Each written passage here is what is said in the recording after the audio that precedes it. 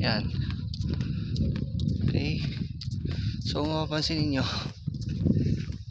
sobrang dilim sa sobrang dilim sa dadaan namin. Well, anyway, today is saan na ngayon? March 28. So March 28 po na nag-umpisa kami dito sa gantong activity namin. So yung kasama ko, nauna na siya dun sa may gawing itaas. Yan. Di bali kanina hindi na lang nakapagka-documents ng maayos kasi on the go kami kanina. So ganda na lang para mas okay. Nagpunta na lang ako. Well,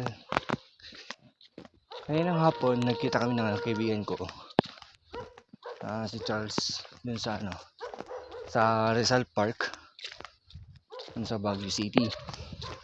Then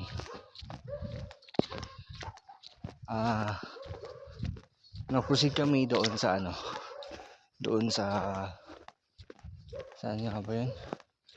Sa Sakayan na papunta doon sa dito sa Bugyas. So sa ngayon, ongoing activity dito naman sa Bugyas. Now, muntik na kaming hindi matuloy na dito sa Bugyas kasi nung andun kami sa Center Mall sa Dangwa ay halos may last trip na kanina ng van, pero di na namin naabutan kasi fully load na. Pero sabi lang nila na meron pang ibang trip na papuntang Bugyas Benguet, pero sa La Trinidad pa yung sakayan. So automatically pumunta na kami kaagad ng La Trinidad Benguet. Tapos sumakating kami ng La Trinidad Benguet, nagpaikot-ikot pa kami kung saan yung van na sinasabi nilang sakayan, kasi di naman kami familiar sa sa lugar kung saan kami sasakay. So as of now, ito yung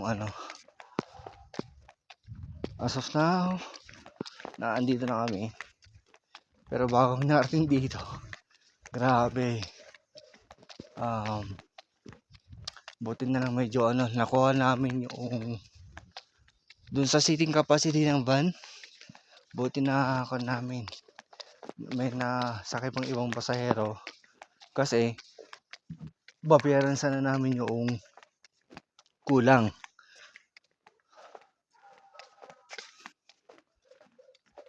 Kaya buti na lang. Well, para pati na yung kwento doon. Yan, nung nakarating kami dito, nag-set up lang kami saglit. And right after ng set up, nag-picture lang kami din sa starting line namin, na kung saan doon sa mismong municipality of Bugyas. Yan. Siya sobrang dilim talaga kasi ng daan. Tignan niyo naman. Yung mga ilaw lang dito na sa semento yung meron.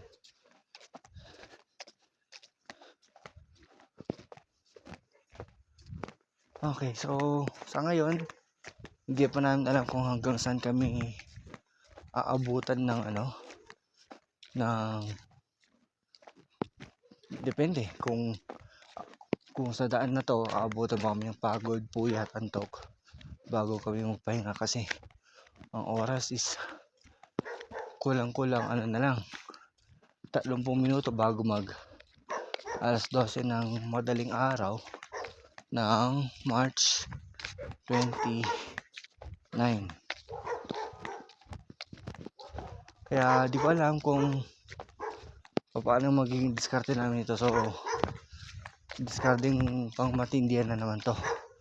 Kung malakas ang diskarte ano. Well anyway, kung ano man yung ano, yung mga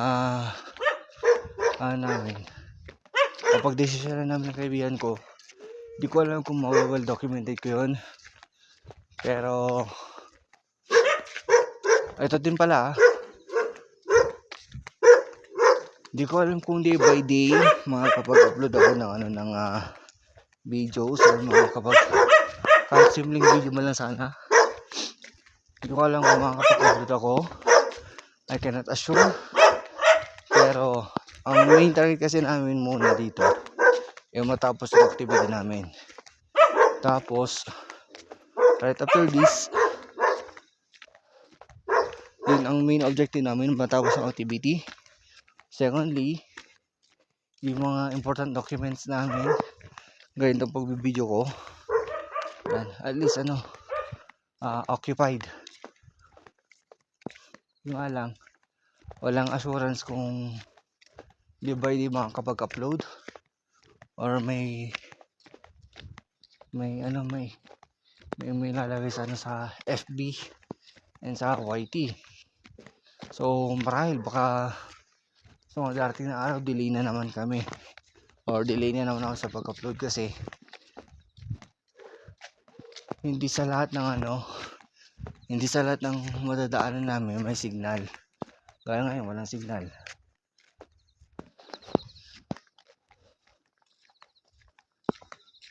Kaya naman hindi ko na ma-assure yun. So basta ang na lang namin, day by day may update. At kung ano man yung update na yun, yan, basta so be it. Basta ang main target namin matapos namin to. Sa ngayon hindi pa namin talaga pinapublish yung exactly route kasi ayaw din namin na may mag-expect na ito dinaanan nila to, ganoon yan. So ayaw naman ng gano'n na parang pagkalimbawa na meron kaming ginawang pagbabago, mahirap na, baka umasa yung mga taong sumusuporta sa amin, mga taong nakakita ng aming mga post. Mahirap na. So basta ang lang namin, bilang main objective namin dito, sisikapin namin na matapos to.